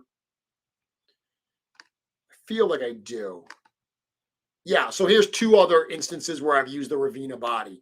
On the left, we have my assassin. Again, that is largely a Ravina body. I love the figure itself, the colors and the build of the figure as is, I just think work wonderfully well. So this is really me just taking that, giving it some soft goods and using that kind of harem girl style head. That head was actually painted by Drew Grubbs. That's the type of head that I hate to paint. So I don't like to do things I hate doing. So I had Drew paint those heads and he absolutely killed it. Looks super, super cool on that figure. I did paint this one over here on the other side. This is my, again, with my shadow elves. So using some of those pieces as shadow elves, I use the upper arms from Azza Spirit Bender. Azza is not a shadow elf. I know a lot of people use her that way. I wanted to use those upper arms along with this head from Planetary Dog Toys to create this other shadow elf, this shadow elf type mage character, but a lot of the body parts there, the torso is certainly from Ravina. So those black legs, the black arms, super, super useful. It's why she lands on my list of most useful custom figures. Okay, couple more left to do here, and these are two newer ones. So in a similar vein to Borrier, another figure that had to make my list because it is useful is the Hellfire Goblin. So the Hellfire Goblin falls into that same category as people wanting to make a dwarf figure. Right now, dwarves are in short supply, but the Hellfire Goblin figure does have that build. I will tell you that the Hellfire Goblin loses some points for me for a few reasons. Number one, he has the bare hands and bare feet. So if you want to make a dwarf and you don't want him to have red hands and feet, you're going to have to replace those. Maybe you have those parts, it's not a big deal. However, it also doesn't come with a neck peg. That is one of the big problems. The Bog Goblin and the Hellfire Goblin are literally the only two figures in the line without a neck peg. Even the Borrier actually has a neck peg that just pops out of the head, and it's a standard dwarf neck peg. The Hellfire Goblin doesn't, so you've got to resolve that. Over here, all this is, when I was at ToyCon in May, someone asked a question about whether or not the tongue from Hellfire Goblin would fit inside of the gap in the Red Shield Soldier's helmet. So as soon as I got home, I tested that out, and it most certainly does. And it's awesome. It's super, super fun. That is literally just tucked right in there, and it just stays in there by gravity. Just hold the tension of the helmet, just holds it in there. So all that literally is that is a Hellfire Goblin, literally just with the Red Shield Soldier head stuck on and the tongue coming out of it. Next, we have my Dino build. You've seen this before. So that's an example. That worked for me because I replaced the feet anyway. I painted the head, that cool sword from Toy Forge. That piece, those pieces are all available at Legion Shop right now. That I thought was a great way to use the Hellfire Goblin. I did replace the torso there. That's a torso from a Magnus. This kind of red gargoyle type demon, once again, just a new head on top of a Hellfire Goblin. And then, of course, my Hellfire Akupara, that, once again, just a new head on top of that figure. So even just painting heads on top of the Hellfire Goblin, some LBCs here kind of, but super, super fun. That is definitely a new figure that's, not the Aether wave is at that point now where it came out, mid 2021. It actually shipped. I'm seeing a lot of prices on that wave, like Magnus, Red Shield Soldier. I'm seeing those prices really, really start to spike. So shows the popularity. It doesn't take long. Once these things are sold out, they really do start becoming hard to find. Okay, let's see. Yes, Anthony does have dwarf neck pegs available that are approved by Four Horsemen Studios to sell. The parts from X-Ray Studios with Mythic Legions. I saw Nikki actually use a custom head on one of those recently. The build system is totally different, so you might be able to use some of the weapons, but I don't know if the body parts swap real well. The last one I'm going to show here, number 10 on my list, a figure that I haven't used a ton yet for customs, but I think is super versatile and super fun, is the Red Shield Soldier. I love this figure so much. I have a couple other customs planned for the Red Shield Soldier body. Look, out of the box, it's just a cool figure as well. It's one of my sleepers. If you listen to a recent episode of Legions Cast where we talked about sleepers, Red Shield Soldier was a figure that I didn't expect to like as much as I did. I love this figure. It is so well done. These are two different examples of customs I've done with it. Over on the right, that is my vampire werewolf. Should be vampire. My werewolf knight. That's what I meant to say. My werewolf knight. That head, that visor actually flips up and there's a werewolf face underneath it. That is actually another piece by Stan Winston, a different line than Realm of the Claw. That is Stan Winston's Blood Wolves. The color of that just matches the Red Shield Soldier so well. That's actually a figure that my friend Joe Vassapolo got for me at a toy show years ago. He heard I was looking for it. He messaged me from the toy show. I was like, Jeremy, they have the character's name is Veridicus. They have a Veridicus here. Do you want it? He picked it up for me. Super appreciative. Still in my collection. That figure's back there. Uses that crazy big lance from Detour, from Steven at Detour Customs. And that lower skirt piece is from the Stan Winston figure as well. But the rest of that figure is a stock Red Shield Soldier. Well, over on the left, we have a figure that's a combination of a Black Knight Legion builder. It's got the purple painted on it. The knee pads are from an old Spawn figure. The waist piece and shoulder armor, those are the parts from Red Shield Soldier. And of course, that head is from a Belphegor painted with that skull-like look. That was actually meant to be a character called the Ministry of Hunters. If you know some of the really old Four Horsemen Studios properties, the Ministry of Hunters were a design they showed for the Gothtropolis property that never got made. That was me doing my version of that old design. Red Shield Soldier, great figure, super versatile. That is another one of those figures that I think a lot of people slept on, and now they're looking for it, and there's just none to go around. Great figure. So those are my 10 figures. Those are my 10 most useful figures based on the work I've done.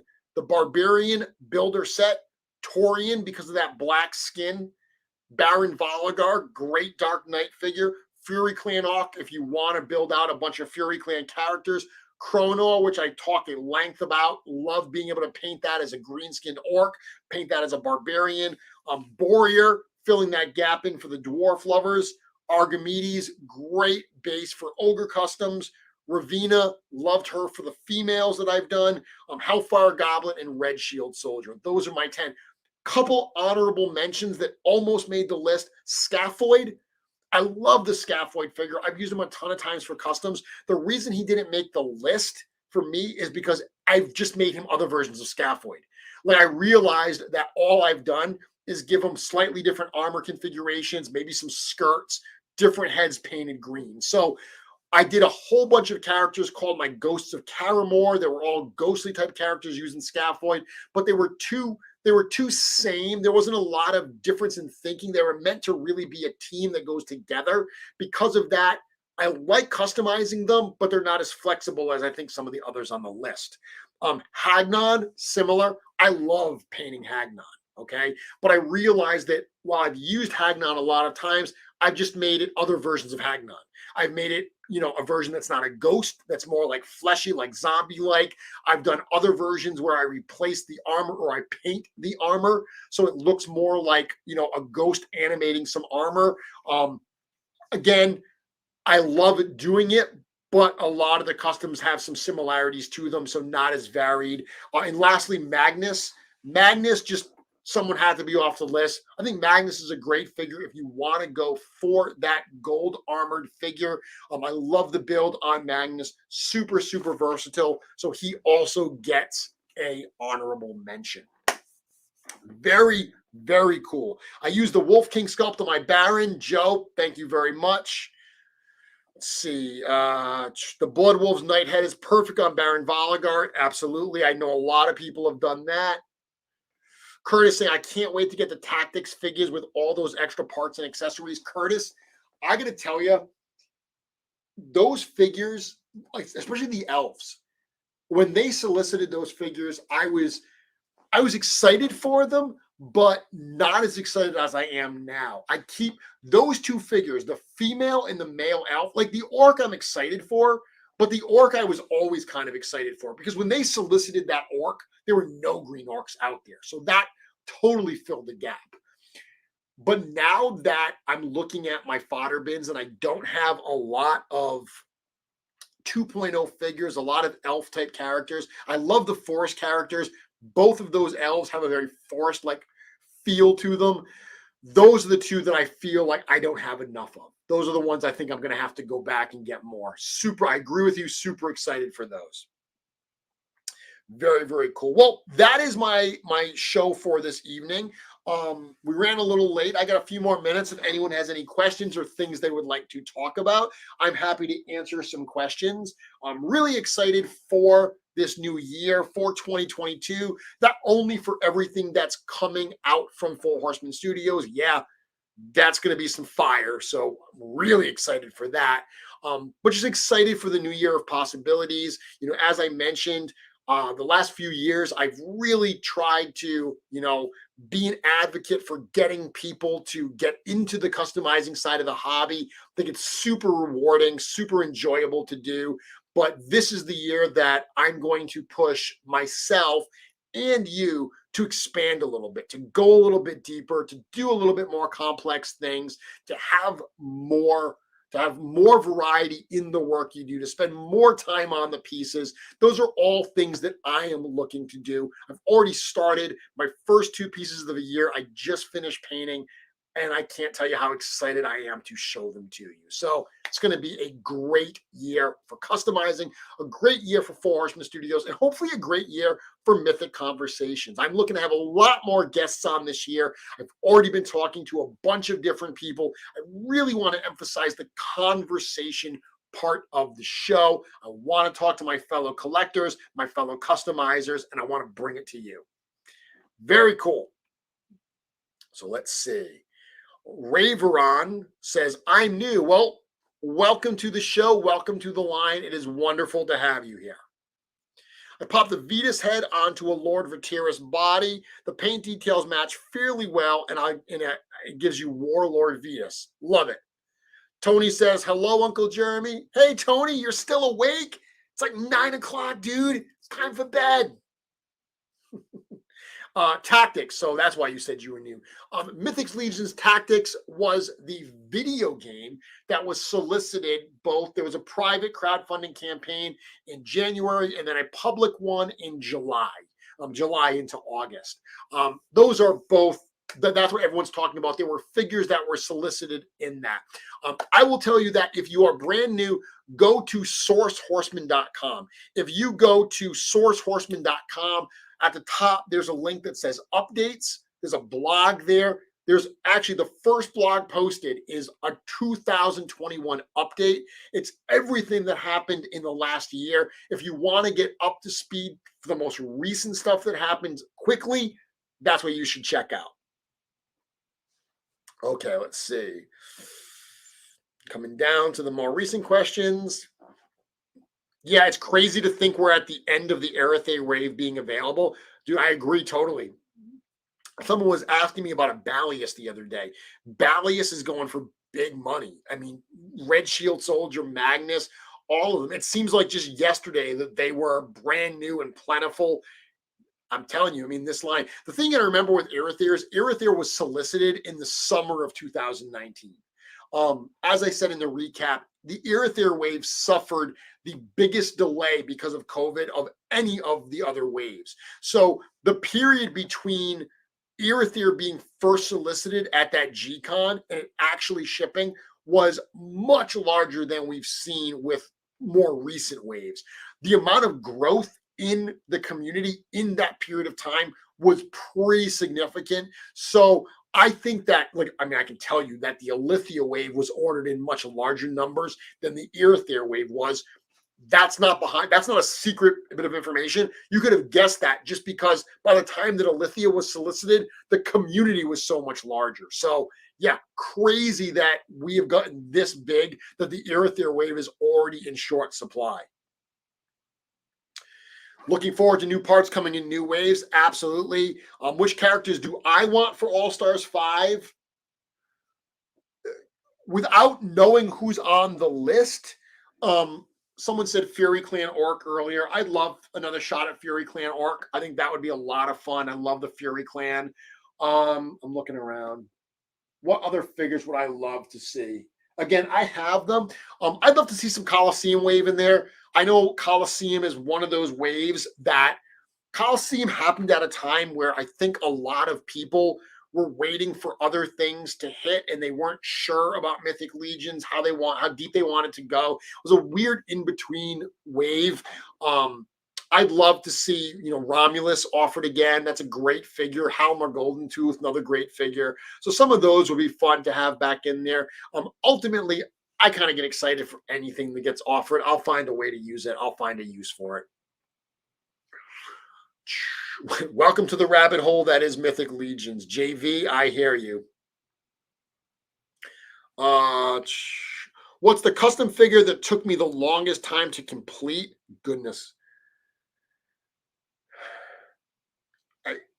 I don't know how to answer that because there are some customs that I've had on the table for a really long time because the specific part I need is not available yet. I mentioned today on the show with Chris that I have a custom in back right now that has been done for months that I'm just waiting for the moose head to pop on it. So that custom is taking a long time to finish. I'm not working on it actively, but the actual custom that I worked on actively that took the most, I'm literally looking around my collection to see if one of them sticks out and I say, oh yeah, that was a super pain in the butt. I'm going to be honest with you. There's none of them that stick out at me. One of the things I will tell you I'm doing this year, I've mentioned before that I tend to work on a lot of projects at once so I can push things forward. I think I'm going to rethink that a little bit. I intentionally this week, I had so much work to do this week. I had so much stuff to paint, and I intentionally said no. I put everything aside. The amount of stuff that I painted in 2021 is pure insanity. Like, I don't think anyone realizes how many parts I painted last year. It is crazy. I think that kind of workload sometimes forces me to not put as much into some of the work some of the customs that I do for myself. So one of the things I'm really trying to do this year is say no to certain things, to put things in their place, and to focus more on the custom, to finish it and do what I've suggested other people do, and then step away, put it aside, come back to it and look at it with fresh eyes. So I'm doing more of that this year than I've done in the past, and the year has just started. But unfortunately, I don't have a custom that I can look at and immediately say, like, oh yeah, that one was super time intensive. That took me forever to do.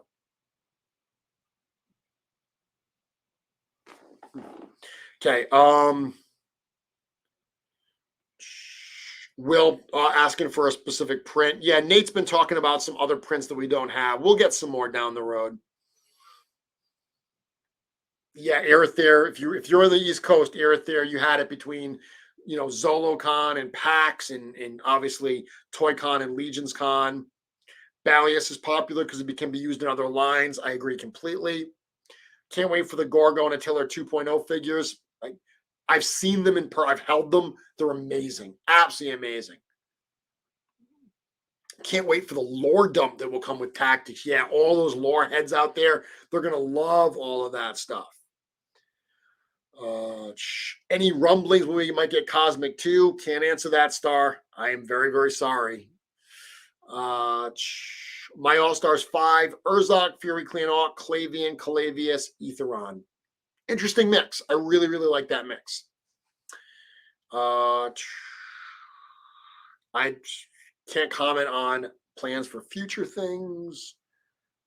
I doubt we'll see someone like Colonel Domesticus. I think those birds have flown the coop, to be honest with you. I don't know that we'll see them again. Let's see what else. A Brontis with the OG Stone Troll head would be cool. That OG stone troll head is my least favorite troll head. So while I honestly, I do, that would be the one I would imagine would come with it. And I say that without any inside information. That's not my favorite head. It's my least favorite of all the troll heads by like a mile. Good point, Eric. Eric says longest figure was Sir Gerard. Took Jeremy's whole career to complete.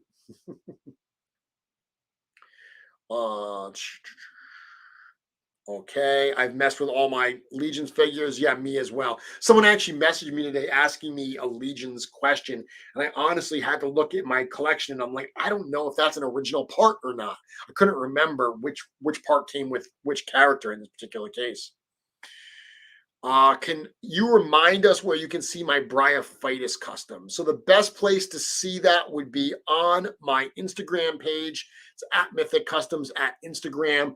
If you scroll down, it's not too far. If you're specifically talking about the forest flare, this guy here, that is on, you can find them on my Instagram. I mean, these parts are all available on Legion Shop, so you can also see the pictures on legionshop.com.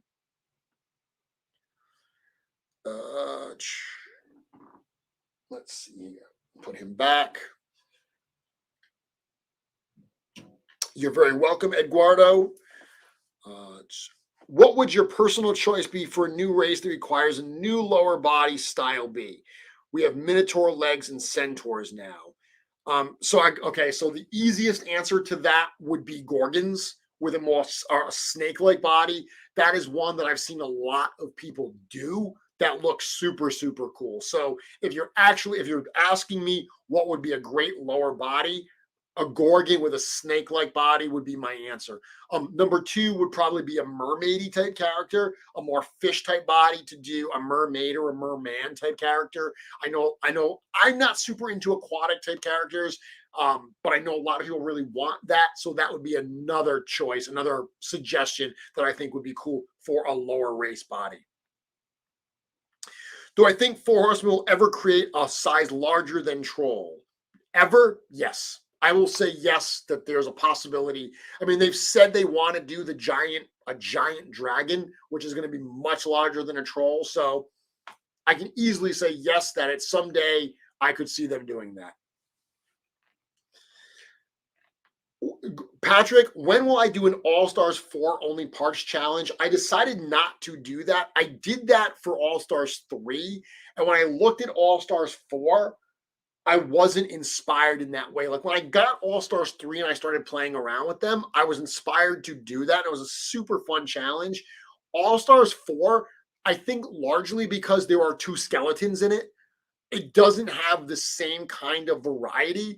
Like we've got Bryophytus, which is such a specific character. You know, the Goblin is probably going to be similar to Darina in All-Stars 3, where it's not compatible, with all the other ones. So that one I'd probably leave out. I just realized that with 2 of them being skeletons, one of them being knight and one of them being a knight with bare arms, there wasn't a lot of variety in there. I was going to do stuff that everyone's already done. I was going to make a skeleton version of Vetus or a skeleton version of Owain. It ended up not being a project that got me really, really excited. Certainly not excited enough to cannibalize an entire wave of the figures. Because when I did the All-Stars 3 challenge, literally I had to use an entire set to do that. Luckily, most of them are still in my collection. I think the only one I sold. Pete McCarthy bought the Zazar Snow Demon. So he has that in his collection. And the last one I did that was just leftover parts, that one I just broke apart. But the Toxic Minotaur is still in my collection. The Vampire Skeleton still in my collection. And the Fury Clan Knight are still in my collection. The Vampire Guard head with the plume, that is available at legionshop.com. So I can tell you, do I have that here? Yes, Legion Shop. That vampire with the plume, that is available at Legion Shop. So are the vampire weapons. The head is only available unpainted right now. There are painted parts coming soon. They're actually at the painter now. I painted the previous run on them. I decided I don't want to paint those anymore. So I have a new painter, actually, Melissa Somerville from Lady Tank Studios. She is painting a batch of those vampire helmets now. So hopefully within maybe a month, I should have those back. But if you want an unpainted one, those are available right now at legionshop.com. Very, very cool. Back to the questions. Let's see. Awesome Dragon. Curtis, thank you. That's a great way to end it. Don't forget to hit that like button, folks. I don't always say that on the show, and I didn't actually do my intro today. You know, I just got right into it. I didn't tell you that my name was Jeremy Gerard. I didn't tell you that I'm a Mythic Legions collector and customizer, and I didn't tell you how I have the distinct privilege to be the digital marketing manager for Four Horsemen Studios. I do. Those are all true statements. I'm also here every Wednesday night on Mythic Conversations. If you enjoy the show, please hit the like buttons. If you have any comments on any of my videos, hit me up in the comments. And certainly if you're not already subscribed to the channel, if you're watching me live tonight, I assume you're subscribed. But if you're not, definitely do so. Aquatic Legions are not confirmed. I just said I've heard a lot of people say they want one.